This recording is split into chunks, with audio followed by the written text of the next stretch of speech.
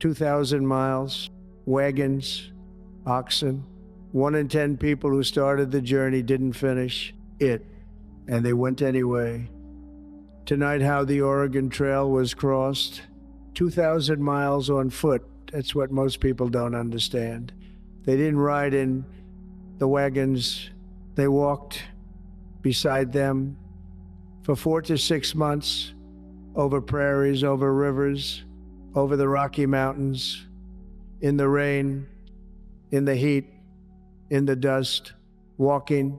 Men walked, women walked, children walked, pregnant women walked, old people walked, hundreds of thousands of them walking from the Missouri River to the Pacific Ocean because they believed with everything they had that a better life was waiting on the other side of the continent. So close your eyes, settle in. Tonight we're going back to an American story that is almost beyond belief, almost, but it really happened. It really, really did. This is the story of the Oregon Trail. To understand the Oregon Trail, you have to understand something about America in the 1840s. The country was young, very young, less than 70 years old, and more than half of it, more than half, hadn't been settled yet, hadn't even been mapped properly. West of the Mississippi River, most of what we now call the United States was either Mexican territory, British territory, or the home of native nations who had been there for thousands of years. It was, from Washington's point of view, wide open, and there was an idea in the air, a very big idea, a phrase that a newspaper editor named John O'Sullivan came up with in 1845, manifest destiny. Manifest destiny. The belief that the United States was meant by God, by history, by geography, to stretch from the Atlantic to the Pacific, coast to coast, one nation, from sea to sea. Some people loved the idea, some people hated it, but either way it was powerful, and it made people do extraordinary things, including pack everything they owned into a wagon and walk 2,000 miles. Now, why Oregon? Of all the places, why Oregon? A few reasons, big reasons. First, the soil. Word had been coming back for years from mountain men and fur trappers about the Willamette Valley in what is now Oregon. Black soil, rich soil, rain all winter, rivers full of salmon, timber you wouldn't believe, trees so big you could build a house out of one of them, and the climate mild, no harsh prairie winters, no blistering southern summers, just rain and forests and grass. For a farmer, and in those days most Americans were farmers, the Willamette Valley was heaven, a farmer's paradise. Second, the land was free, or nearly free, under a law called the Donation Land Claim Act. Passed in 1850, a married couple could claim 640 acres, a square mile of land, for farming on it for 4 years. 640 acres for a family that had maybe 30 acres back in Illinois or Missouri. This was a fortune you couldn't even imagine. Third, there was a political reason. Britain and the United States had jointly claimed the Oregon country since 1818. Both countries wanted it, and whichever country got more settlers onto the land, that country would probably end up with it. So the United States government very quietly and sometimes not so quietly encouraged people to go. In 1846, right in the middle of the Great Migration years, President James K. Polk negotiated a treaty with Britain that gave the United States everything south of the 49th parallel, which is where the U.S.-Canada border still sits today. That happened because pioneers were walking to Oregon. The pioneers decided it with their feet. So the question became, how do you get there? In the 1840s, there were really only three options. You could sail around South America, all the way around Cape Horn, and come up the other side. That took 6 to 8 months and cost a fortune. You could sail to Panama, cross the jungle on foot and by mule, and catch another ship on the Pacific side. That was faster, but malaria killed a lot of people. Or you could do what most people did. You could take your family, buy a wagon, hitch up some oxen, and walk. And here's where the Oregon Trail was born. The route had actually been pieced together over many years by fur trappers, by mountain men, Jedediah Smith, Jim Bridger, Robert Stewart, who followed the course going east back in 1812. They had found the one passage through the Rockies that a wagon could actually make it through a gentle, wide saddle in Wyoming called South Pass, 7,000, 400 feet up, but so gradual you wouldn't even know you were crossing the Continental Divide. Remember that name, South Pass, because without it there is no Oregon Trail, period. In 1836, two missionaries, Marcus Whitman and his wife Narcissa, along with another couple named Henry and Eliza Spaulding, made an incredible trip. They brought a wagon part of the way. Narcissa Whitman and Eliza Spaulding became the first two white American women to cross the Rocky Mountains. The first two. That trip proved something very important. It proved that families could make it, that women could make it, that Oregon wasn't just for fur trappers anymore. Remember the Whitmans, because we're coming back to them, and their story is one of the hardest in all of American history. The first real wagon train happened in 1841, a tiny group, 69 people, led by two men named John Bartleson and John Bidwell, who didn't really know where they were going. They got halfway and split up. Some went to California, some went to Oregon. They made it just barely.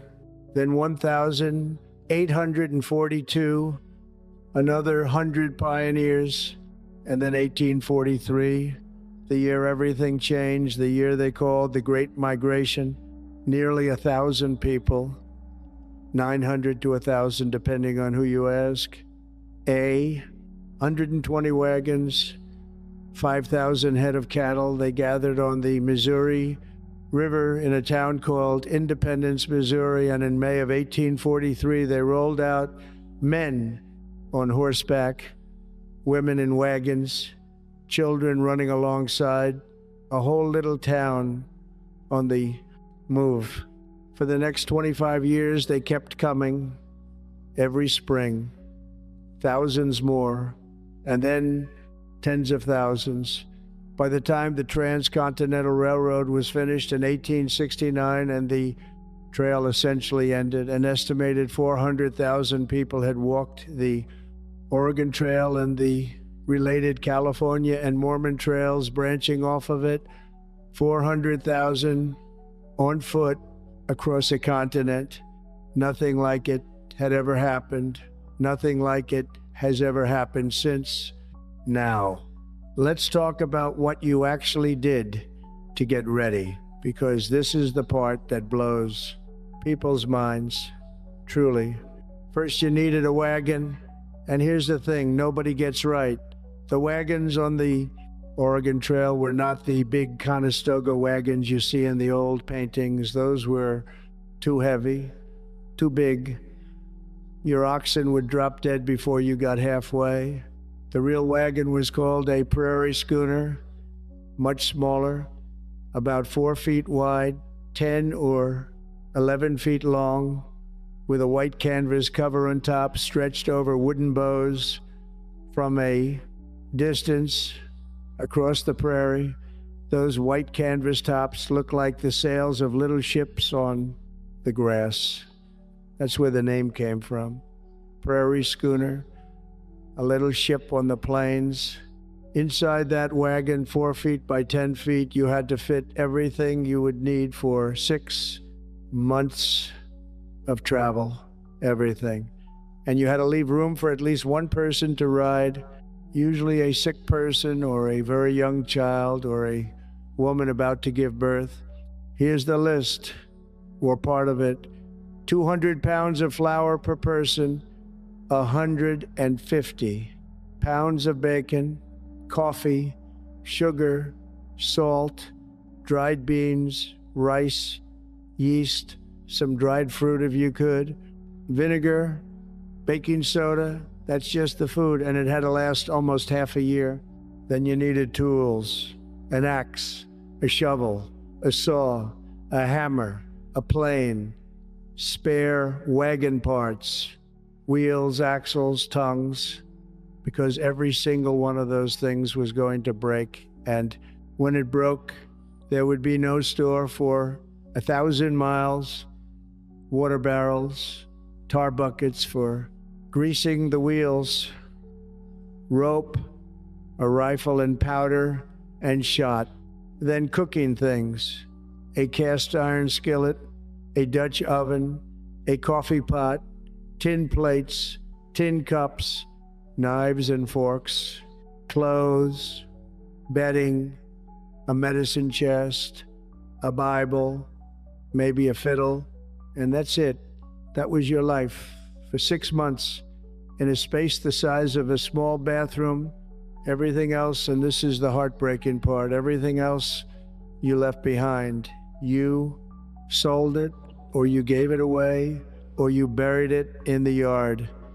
Pianos, rocking chairs, grandfather, clocks, wedding china, family portraits, all left behind.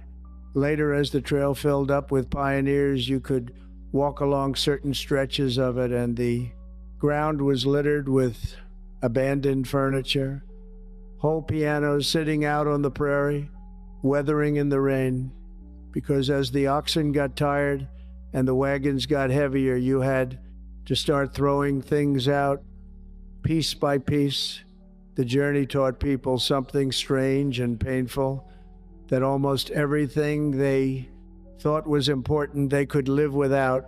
Okay, I need to pause for just 1 minute. 1 minute, because here is something that surprises us every time we check our analytics. More than 90% of the people watching this video right now are not subscribed.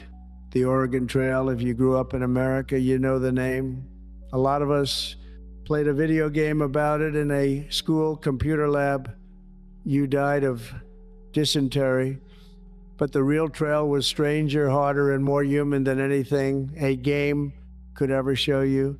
That is exactly the kind of story that needs to reach further. Subscribe to the channel, hit the bell, share this with one person who loves American history. It helps more than you know. Now let's continue. One more thing before you leave Independence. You need animals. The animals are maybe the most important decision you will make. Most pioneers chose oxen, not horses, not mules, oxen. Why? Because oxen are slower, but they are stronger. They eat grass, not grain, which is good because you can't carry 6 months of grain. They are calmer in river crossings. They don't spook at gunfire, and this is important. Native Americans had very little interest in stealing them. They wanted horses, not oxen. So oxen stayed with you. A typical family needed 4 to 6 oxen per wagon, 2 in front, 2 in the middle, sometimes 2 more behind. 4 to 6 animals that had to pull that wagon every single day, uphill, downhill, through mud, through rivers, for 2,000 miles. You had to name them too. Most pioneers did. Buck, Dan, Tom, Jerry. They became part of the family. And when one of them died on the trail, and a lot of them died, the whole family would grieve, really grieve, like losing a relative.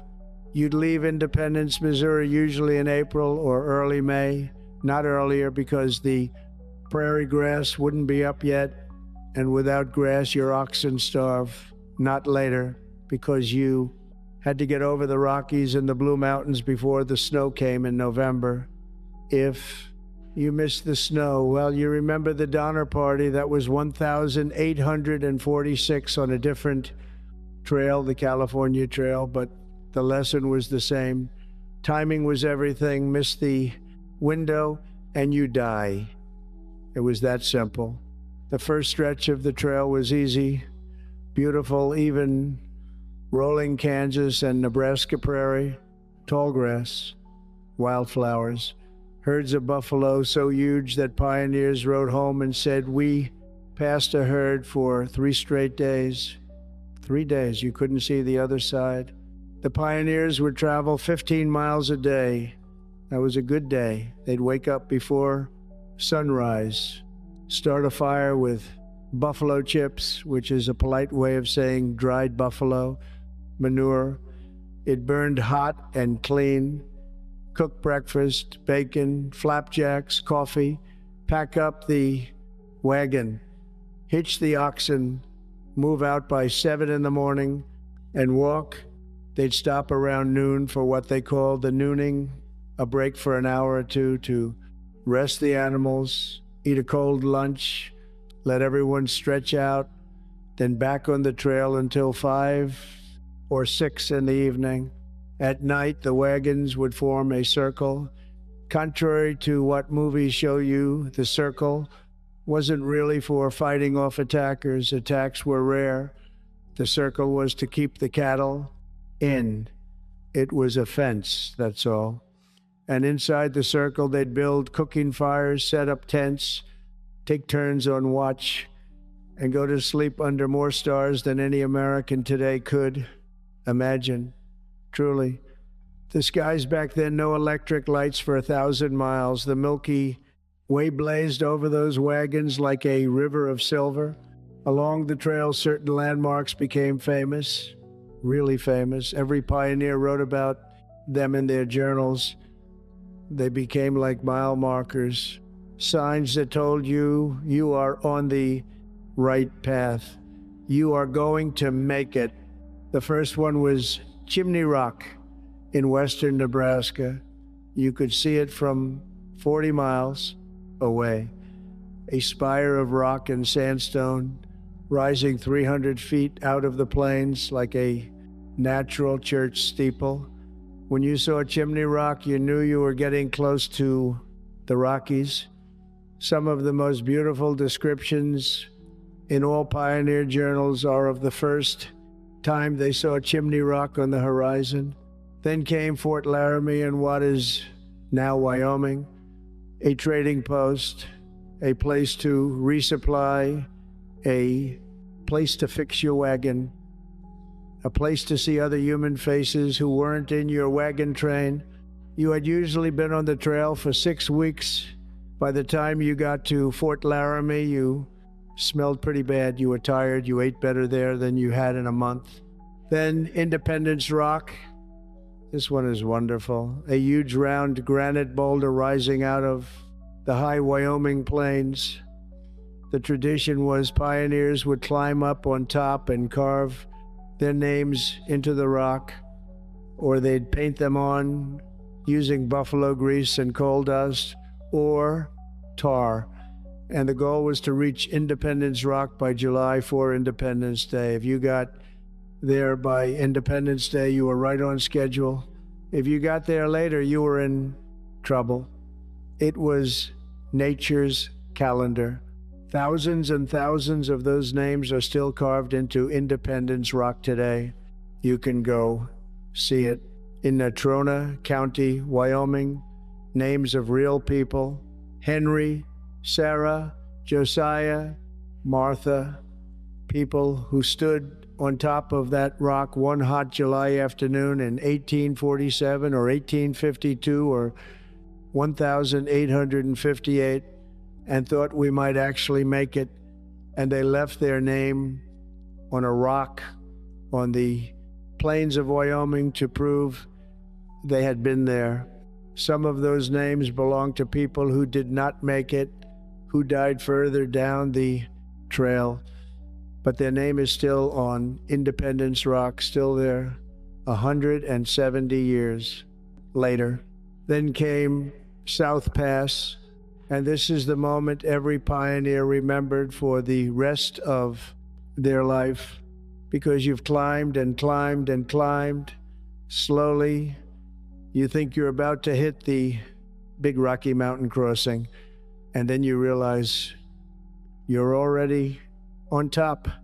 You crossed the Continental Divide. You passed it without even noticing. South Pass is that gentle. It's a valley, a wide green valley at 7,000 feet with wildflowers in the summer and snow-capped mountains on either side. From that point on, every stream you crossed was flowing west toward the Pacific. You had crossed over. You were past the halfway point, literally and emotionally. But, and this is something the pioneers said in their journals, South Pass also felt strange because it was too easy. After weeks and weeks of grinding travel, after Chimney Rock and Fort Laramie and Independence Rock, after burying people you loved, you expected something dramatic, a cliff, a cathedral of mountains, a real test. Instead, just a gentle valley and the great big Rockies off to the north and south, letting you through this one single gap as if they had been waiting for you. Some pioneers cried. Some of them fell to their knees. Most of them just kept walking. Now let's talk about the hard part, the part that killed 1 in 10 of them. It wasn't Indian attacks. You need to hear that very clearly because the movies lied to you about this for 100 years. They really did. Attacks were actually rare on the Oregon Trail. Historians who have studied the diaries and the records have concluded that probably fewer than 400 pioneers, 400 were killed by Native Americans over the entire history of the trail. Out of 400,000 people, that's 1 in 1,000 less.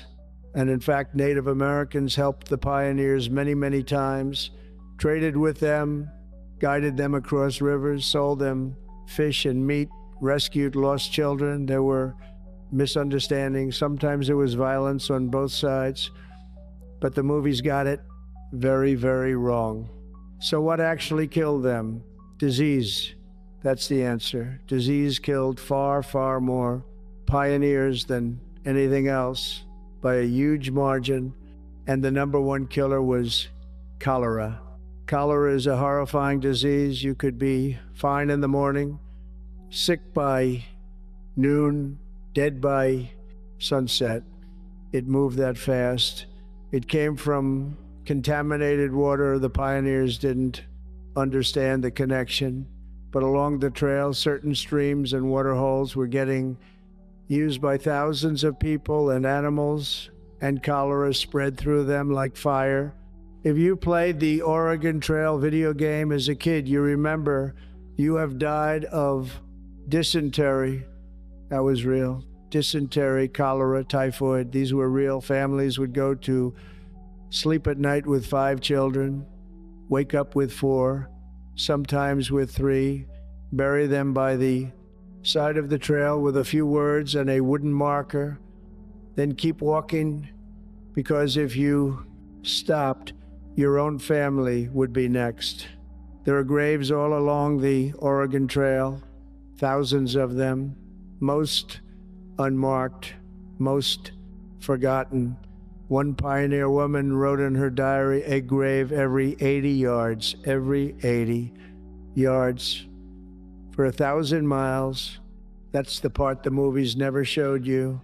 The second biggest killer was accidents, drownings especially. Rivers had to be crossed.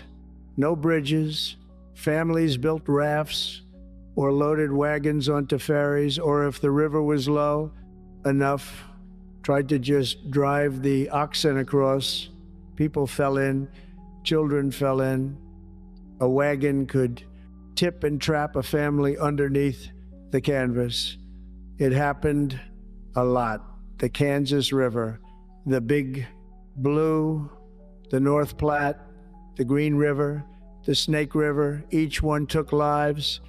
Wagon accidents killed many more. Children fell out and got crushed under the wheels. Men lost control on steep downhills. Firearms went off by accident, which happened all the time because everyone had a gun and they weren't always trained to handle them. And then weather. Storms on the prairies could kill you in ways you wouldn't expect. Lightning struck wagon covers, flash floods wiped out whole camps, hail the size of a fist could kill children and animals. Later in the Blue Mountains of eastern Oregon, early snowstorms could trap a wagon train and freeze them. And through all of this, through the death and the sickness and the exhaustion, something incredible was happening. Babies were being born. A lot of babies, more than you would think, because most of the women on the trail were young married women, and many of them were pregnant when they left. So babies came on the prairie, in the mountains, by the rivers, in snowstorms, next to fresh graves. The journals describe it. A woman going into labor in the afternoon, the wagon train stopping for a few hours, a baby born in the back of the wagon on a pile of quilts by the light of a lantern. The next morning, back on the trail, walking with a newborn in her arms or tucked into the wagon. Think about that just for a second. Think about being that woman. Many of those children grew up to be founders of Oregon and Washington. Their names are on streets, on schools, on towns, and they were born in the middle of a wagon train somewhere west of the Missouri with the stars overhead and an ox bellowing in the distance. Let me come back to Marcus and Narcissa Whitman, because I told you they settled in what is now southeastern Washington at a place called Wailatpu near today's Walla Walla. They built a mission. They tried to bring Christianity and farming to the Cayuse people. They ran a stopping place on the trail, a rest station where thousands of pioneers came through. In 1847, a measles epidemic hit the region. The Cayuse had no natural immunity to measles. They had never seen it before. The disease killed many of them, especially their children. And at the Whitman Mission, Marcus Whitman was a doctor. He treated the sick, both white and Cayuse. White settlers who got measles usually survived. Cayuse patients usually didn't. From the Cayuse point of view, Dr. Whitman was a medicine man, a bad medicine man, whose medicine was killing their people and saving ours. By their tradition, a failed medicine man paid with his life. On the 29th of November, 1847, a group of Cayuse attacked the Whitman Mission. They killed Marcus. They killed Narcissa. They killed 11 other people. They took 53 women and children hostage, who were eventually ransomed back. The Whitman Massacre shocked the country. It triggered the Cayuse War. It accelerated the United States' final claim over the Oregon country.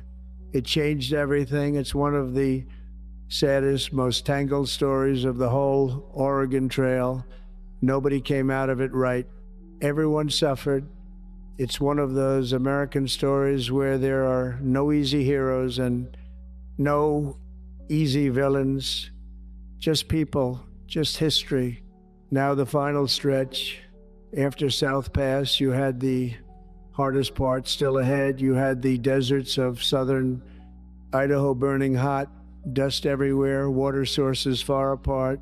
Your oxen started to fail. Some died. You had the Snake River, which you had to cross, sometimes more than once. Then came the Blue Mountains in eastern Oregon, steep, forested, hard on the wagons. Many families had to stop and cut trees just to get through or lower their wagons down. Cliffs with ropes, literally with ropes. Men on one side easing the wagon down while the animals were led down a different path. Unbelievable work, truly unbelievable. And then the Columbia River, the last barrier in the early years of the trail. Before a road was built over Mount Hood, you actually had to take your wagon apart and float it down the Columbia River on rafts, through the rapids, past cliffs, through the gorge. Families drowned on the Columbia right at the end, 1,900 miles and 1 week to go, and they drowned inside of the Willamette Valley. It was the cruelest thing the trail could do to you. After 1846, a man named Sam Barlow built a toll road over the southern shoulder of Mount Hood. So you didn't have to raft the Columbia. You could drive your wagon down into the Willamette Valley instead. It was brutal. The Barlow Road was so steep in places that they had to tie trees to the backs of the wagons as brakes to drag behind and slow them down. But at least nobody drowned. And then finally you were there. You came out of the Cascades and into the Willamette Valley. Green, rolling, rivers full of salmon, trees so big 3 men couldn't join hands around them, soil darker than anything you had seen in Ohio or Illinois. Rain in the winter but no snow. Oregon City at the end of the road. Most of the pioneers who arrived, they arrived in October or November, tired, thin, their clothes in rags, their wagons broken, their shoes worn out. Many of them were grieving a child, a husband, a wife, buried somewhere along 2,000 miles of trail. But they had made it. They had actually made it, and they got to work. That very first winter, they were building cabins, clearing land, planting spring wheat. Pioneer families that had been walking 6 months earlier were now starting farms that would still be in the same family 170 years later, 170 years. Some of them still operating today. Same name, same land. Oregon became a territory in 1848, a state in 1859. Washington Territory was carved off in 1853. Idaho, Montana, all of them came later. But the Oregon Trail pioneers were the ones who opened the door. Without them, none of those states exist the way we know them. None of it. And here's something that still gives me chills. The Oregon Trail wagon ruts, the actual ruts, cut into the earth by hundreds of thousands of wagons, pressed down year after year. For 25 years, those ruts are still there today. You can visit them in Nebraska, in Wyoming, in Idaho, at a place called Guernsey, Wyoming. There's a stretch where the wagon wheels cut through solid rock, 5 feet deep in places, 5 feet carved into rock by wheels, by oxen, by people walking. You can stand in them and you can look at the horizon and you can almost hear a wagon creaking down the trail. 170 years ago, the Oregon Trail closed in a way on the 10th of May, 1869. That was the day the Transcontinental Railroad was completed. After that, you could go from the Missouri River to the Pacific in a week in a train car with a seat and a dining car and a porter. You didn't need to walk anymore, but the pioneers had already done the work. They had already mapped the trail. They had already named the rivers. They had already planted the farms. They had already built the towns. Oregon City, Salem, Portland, all of it. Built by people who had walked there, 400,000 people walking across a continent for a chance. That is the Oregon Trail. That is the real story. Not cowboys, not soldiers, not politicians, families, mothers and fathers and children, packing everything they owned into a wagon the size of a small room, leaving everything they had ever known and walking into the unknown, hoping for a better life. Some of them found it, some of them didn't. Some of them are buried every 80 yards for 1,000 miles along a trail that almost nobody walks anymore. But they built the West. They really did. And what they did, what ordinary American families did with nothing but oxen and grit and faith, it is one of the most extraordinary migrations in all of human history. It really is.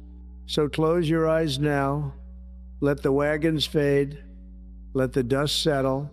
Let Chimney Rock disappear into the Nebraska twilight.